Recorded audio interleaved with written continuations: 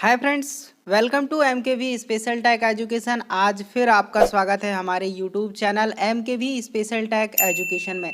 My dear friends, आज के इस वीडियो में हम fitter, turner, machinist, welder, automobile और डीजल मैकेनिक से ट्रेड से रिलेटेड बहुत ही इंपॉर्टेंट एमसीक्यूज की जो क्लास डिस्कस ऑलरेडी कर रहे हैं उसका पार्ट 2 आज हम डिस्कस करने वाले हैं। अगर आपने अभी तक वीडियो को लाइक नहीं किया है तो वीडियो को लाइक ज़रूर कर लें, और अगर आप हमारे चैनल पर नए हैं तो चैनल को सब्सक्राइब जरूर कर लीजिए, जिससे कि आपको लगातार इंपॉर्टेंट वीडियोस मिलते रहें। तो चलिए हम चलते हैं क्लास में। हमारा सबसे पहला क्वेश्चन जो है पार्ट 2 का है, जो कि इसरो, डीएमआरसी, डीआरडीओ, एनसीएल, यूपीआरवी, यूएनएल और जितने भी आपके कॉम्पिटिटिव एग्जाम है टेक्नीशियन बी या टेक्नीशियन जो है पोस्ट के लिए, उनमें बहुत ही इंपॉर्टेंट एमसीक्यूज जो हैं ये साबित होने वाले हैं, तो इनको हम आज डिस्कस करेंगे। चलिए, पहला क्वेश्चन से हमारा, हीरा सबसे निम्न में से होता है। आपको क्वेश्चंस में पूछा गया है कि जो हीरा होता है क्या होता है। पहला है आपका हार्ड, मुलायम, भंगुर और कच्चा। तो हीरा क्या होता है? हार्ड होता है, मुलायम होता है, भंगुर होता है या कच्चा होता है। तो माय डियर फ्रेंड्स, अगर हम बात करें डायमंड की, तो जो डायमंड होता है सबसे हार्ड होता है, यानी आपका जो है करेक्ट आंसर यहाँ पर क्या हो जाएगा? हार्ड हो जाएगा, कि जो हीरा होता है सबसे हार्ड होता है। ठीक है, चलिए अगला क्वेश्चन हम यहाँ देखेंगे। अगला क्वेश्चन में आपको पूछ लिया गया है कि ब्यूटेन फ्लेम तथा प्रोपेन फ्लेम के अतिरिक्त अन्य कौन सी फ्लेम सोल्डर करने के लिए प्रयोग में लाई जाती है। आपको बताना है कि ब्यूटेन फ्लेम और प्रोपेन फ्लेम के अतिरिक्त ऐसी कौन सी फ्लेम है जो सोल्डर करने के लिए प्रयोग में लाई जाती है। आपको यहाँ पर ऑप्शंस दिया गया है। आपको ऑप्शंस क्या दिया गया है? Acetylene flame, oxy acetylene flame, इनमें से कोई नहीं, या मेथेन फ्लेम। तो माय डियर फ्रेंड्स, अगर हम बात करें फ्लेम के बारे में, तो ब्यूटेन फ्लेम और प्रोपेन फ्लेम के अतिरिक्त ऑक्सी एसिटिलीन फ्लेम एक ऐसी फ्लेम होती है जिसका यूज़ हम सोल्डर करने के लिए उपयोग में लाते हैं। तो आपका यहाँ पर राइट आंसर क्या हो जाएगा? ऑक्सी एसिटिलीन फ्लेम यहाँ पर आपका करेक्ट आंसर हो जाएगा। चलिए, यहाँ पर आपका करेक्ट आंसर हो चुका है ऑक्सी एसिटिलीन फ्लेम। ये बहुत ही इंपॉर्टेंट क्वेश्चन है जो कि आपके प्रत्येक एग्जाम्स में पूछा जाता है। चलिए अगला क्वेश्चन हम देखेंगे कि दस्ती रिवेटिंग में प्लेट के कोर को दबाने के लिए निम्न में से किस टूल का प्रयोग किया जाता है। तो माय डियर फ्रेंड्स, यहाँ पर आपको क्वेश्चंस में पूछा जा रहा है कि जब आप हैंड रिवेटिंग करते हैं, तो हैंड रिवेटिंग में प्लेट की कोर को जब आप दबाते हैं तो किस टूल का प्रयोग करते हैं? ड्रिफ्ट का, फुलरिंग औजार का, रिवेटिंग का, रिवेटन टूल का, या डॉली का। तो अगर हम बात करें हैंड रिवेटिंग के बारे में, तो हैंड रिवेटिंग में प्लेट के कोर को दबाने के लिए आप इस्तेमाल करते हैं फुलरिंग औजार का, यानी आपका ऑप्शन नंबर बी यहाँ पर करेक्ट हो जाएगा। ठीक है, कि हैंड रिवेटिंग में प्लेट के कोर को दबाने के लिए आप फुलरिंग औजार का इस्तेमाल करते हैं। चलिए अगला क्वेश्चन हम देखेंगे। अगला क्वेश्चन आपको पूछा गया है कि बी ग्रेड की सरफेस प्लेट की परिशुद्धता निम्न में से होती है। बी ग्रेड की जो सरफेस प्लेट होती है उसकी परिशुद्धता के बारे में आपको बताना है। ये जो है विभिन्न ग्रेडों में मिलती हैं, उनमें से आपको बी ग्रेड के बारे में यहाँ पर स्पेसिफाई करना है, या बी ग्रेड के बारे में यहाँ पर आपको करेक्ट आंसर देना है। तो आपको ऑप्शंस दिया गया है 0.02 mm, 0.05 mm, 0.01 mm, या इनमें से कोई नहीं। तो आपका करेक्ट आंसर यहाँ पर आप देख पा रहे हैं, आंसर नंबर सी है कि बी ग्रेड की सरफेस प्लेट की परिशुद्धता 0.01 mm होती है ना। यानी आपका ऑप्शन सी यहाँ पर करेक्ट हो जाएगा। आपका अगला क्वेश्चन यहाँ पर पूछ लिया गया है कि स्प्रिंग स्टील में कार्बन की मात्रा निम्न में से उपलब्ध होती है। तो जो स्प्रिंग स्टील होती है उसमें कार्बन की कितनी मात्रा जो है अवेलेबल होती है, आपको बताना है कि स्प्रिंग स्टील में कार्बन की कितनी मात्रा उपस्थित होती है। 0.4%, 0.1%, 0.3% या 0.7%। तो यहाँ पर आपका राइट आंसर जो है आंसर ए हो जाएगा, यानी स्प्रिंग स्टील में कार्बन की मात्रा 0.4% होती है। तो ये बहुत ही इंपॉर्टेंट एमसीक्यूज हैं जिसका हम आपके साथ डिस्कशन कर रहे हैं। ये प्रत्येक एग्जाम्स में ऐसे क्वेश्चंस देखने को मिलते हैं। अगर आपने अभी भी हमारे यूट्यूब चैनल को सब्सक्राइब नहीं किया है तो सब्सक्राइब जरूर कर लीजिए, जिससे कि आपके प्रत्येक एग्जाम के लिए इंपॉर्टेंट एमसीक्यूज हम लगातार लेकर आते रहते हैं। तो चलिए आपका अगला क्वेश्चन हम बोल देते हैं। अगला क्वेश्चन आपको क्या पूछा गया है कि कि वेल्डिंग करते समय वेल्डिंग रॉड का उचित एंगल कौन सा है?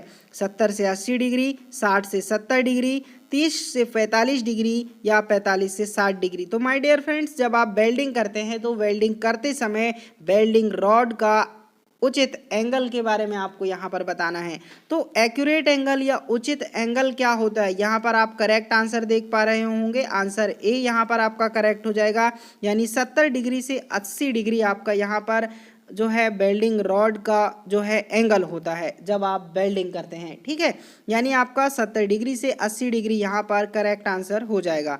चलिए अगला क्वेश्चन आपको पूछ लिया गया है कि छेनियों की अनुप्रस्थ काट निम्न में से है, यानी आपका छेनियों का यानी चीजल के क्रॉस सेक्शन के बारे में क्वेश्चंस पूछा गया है कि चीजल का क्रॉस सेक्शन कैसा होता है? त्रिभुजाकार, षटभुजाकार, पंचभुजाकार या सप्तभुजाकार। तो जो चीजल होती है, चीजल का क्रॉस सेक्शन की अगर हम बात करें तो ये होती है षटभुजाकार, यानी आपका यहाँ पर आंसर नंबर बी आपका करेक्ट हो जाएगा कि जो चीजल का क्रॉस सेक्शन होता है वो हेक्सागोनल होता है ना। तो अगला क्वेश्चन है आपका, अगला क्वेश्चन है कि निम्नलिखित विधियों में से केंद्र ड्रिलिंग की विधि है। तो आपको अगले क्वेश्चन में सेंटर ड्रिलिंग के बारे में पूछा गया है कि सेंटर ड्रिलिंग की कौन कौन सी उपयुक्त विधियां हैं। तो देखिए आपको ऑप्शंस में दिया गया है ड्रिलिंग मशीन, खराद मशीन, सेंटरिंग मशीन या उपरोक्त सभी। तो यहाँ पर आपका करेक्ट आंसर हो जाएगा आंसर नंबर डी, यानी ड्रिलिंग की जो मेथड है वो ड्रिलिंग मशीन, खराद मशीन और सेंटरिंग मशीन यानी उपर्युक्त सभी मशीनों में हम ड्रिलिंग कर सकते हैं या ड्रिलिंग करते हैं। तो आपका correct answer option number D यहाँ पर हो जाएगा। चलिए अगला क्वेश्चन देखेंगे माय डियर फ्रेंड्स। अगला क्वेश्चन क्या पूछा गया है आपको कि जॉब को कसकर पकड़ने के लिए किस टूल का उपयोग किया जाता है? बताइए, जब कभी आप वर्कशॉप पर कार्य करते हैं तो आपको जॉब को कसकर पकड़ना हो या टाइट पकड़ना हो तो आप किस उपकरण का प्रयोग करेंगे? वाइस का या फिर टूल पोस्ट का या फिर वेयरिंग का या फिर इनमें से कोई नहीं। तो यहाँ पर आपका करेक्ट आंसर हो जाएगा वाइस का, कि जब भी आप जॉब को कसकर पकड़ना है आपको वर्कशॉप में तो आप उस टूल को यूज़ करेंगे जिससे आप आसानी से कार्य कर सकें। तो आपका यहाँ पर करेक्ट आंसर वाइस हो जाएगा, यानी वॉइस जो है आपका करेक्ट आंसर यहाँ पर हो जाएगा। चलिए अगला क्वेश्चन देख लेते हैं। यहाँ पर पूछा गया है कि स्क्रू थ्रेड, यहाँ पर क्वेश्चन है स्क्रू थ्रेड में निम्न में से शिखर और जड़ को मिलाने वाली सतह कौन सी है? यानी आपको यहाँ पर क्वेश्चंस में पूछा गया है कि जो स्क्रू थ्रेड होती है आपकी, देखिए ये जो है स्क्रू थ्रेड है, मान लीजिए ये आपका स्क्रू थ्रेड है। ठीक है, अब आपका जो क्रेस्ट है और जो रूट है, जो आपका क्रेस्ट है और जो रूट है, इसको मिलाने वाली जो सरफेस है वो कौन सी, उसको क्या नाम दोगे या उसका क्या नाम होता है, आपको पूछा गया है। तो स्क्रू थ्रेड में क्रेस्ट और रूट, जो क्रेस्ट होता है टॉप वाला और जो रूट होता है बॉटम सरफेस होती है, इनको मिलाने वाली सरफेस की अगर हम बात करें तो ये फ्लैंक कहलाती है, यानी आपका correct answer option number C हो जाएगा, फ्लैंक। ठीक है, अगला क्वेश्चन देखेंगे। अगला क्वेश्चन आपको पूछा गया है कि टेपर सैंक ड्रिल में स्टैंडर्ड टेपर में बनाया जाने वाला सैंक वाला जो भाग होता है वो क्या कहलाता है? तो टेपर सैंक ड्रिल में जो टेपर में बनाया जाने वाला भाग यहाँ सैंक है, तो सैंक वाला जो भाग होता है वो कैसा होता है आपको पूछा गया है। तो टेपर सैंक ड्रिल में मोर्स टेपर होता है, यानी आपका यहाँ पर करेक्ट ऑप्शन ए हो जाएगा कि टेपर सैंक ड्रिल में स्टैंडर्ड टेपर में बनाया जाने वाला सैंक कैसा होता है? मोर्स टेपर होता है। चलिए अगला क्वेश्चन आपको पूछा गया है कि सुरक्षित कार्य करने का निम्न में से कौन सा तरीका अच्छा है? कार्य करने का एक साधारण तरीका, कार्य को जल्दी करने का तरीका, कार्य को देर से करने का तरीका या कार्य करने का एक प्रभावित और अच्छा तरीका। तो आपका यहाँ पर ऑप्शन नंबर डी यहाँ पर करेक्ट हो जाएगा कि कार्य करने का एक प्रभावित और अच्छा तरीका सुरक्षित कार्य करने का एक अच्छा तरीका है। तो आपका यहाँ पर ऑप्शन नंबर डी करेक्ट हो चुका है।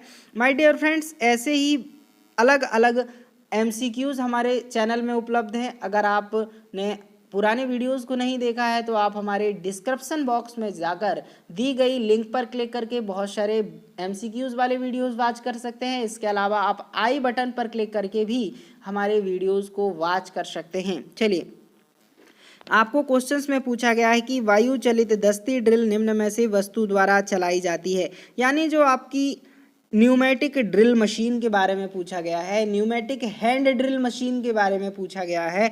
वो पूछा गया है कि किससे चलाई जाती है, गैस से चलाते हैं आप, या फिर वायु से चलाते हैं, या संपीड़ित वायु से, या फिर पानी से। तो आपको पूछा गया है कि जो न्यूमेटिक हैंड ड्रिल मशीन होती है वो आप किस से ऑपरेट करते हैं, या वाटर से, या गैस से, या कंप्रेस्ड एयर से, या वाटर से, है ना। तो यहाँ पर आपका करेक्ट आंसर क्या हो जाएगा, कंप्रेस्ड एयर हो जाएगा, यानी संपीड़ित वायु की वायु चलित दस्ती ड्रिल यानी न्यूमेटिक हैंड ड्रिल मशीन आप कंप्रेस्ड एयर के द्वारा चलाते हैं। आपका ऑप्शन नंबर सी यहाँ पर करेक्ट हो जाएगा। अगला क्वेश्चन आपको पूछा गया है कि स्प्रिंग निम्न में से किस धातु के बने होते हैं। तो जो स्प्रिंग होते हैं आपको बताना है कि किस धातु के बने होते हैं। ऑप्शंस हैं उच्च कार्बन इस्पात या स्प्रिंग स्टील, स्टेनलेस स्टील, तांबा, या फिर ड्राफोज स्टील। तो आपका करेक्ट आंसर हो जाएगा कि जो स्प्रिंग होती है वो उच्च कार्बन इस्पात या स्प्रिंग स्टील की बनाई जाती हैं। ठीक है, अगला क्वेश्चन हम देखेंगे। अगला क्वेश्चन है सहिष्णुता साइज में निम्न में से सम्मिलित होता है, यानी आपको यहाँ पर जो टॉलरेंस साइज पूछा गया है वो किस साइज में सम्मिलित होता है, मूल विचलन, मूल साइज, सहिष्णुता ग्रेड, या उपर्युक्त सभी। तो जो टॉलरेंस साइज होता है वो मूल साइज में सम्मिलित होता है, यानी आपका ऑप्शन नंबर बी यहाँ पर करेक्ट हो जाएगा। ऑप्शन बी आपका करेक्ट आंसर है। अगला क्वेश्चन आपको पूछा गया है कि ऑक्सीजन गैस सिलेंडर को निम्न से किस रंग से लेपित किया जाता है।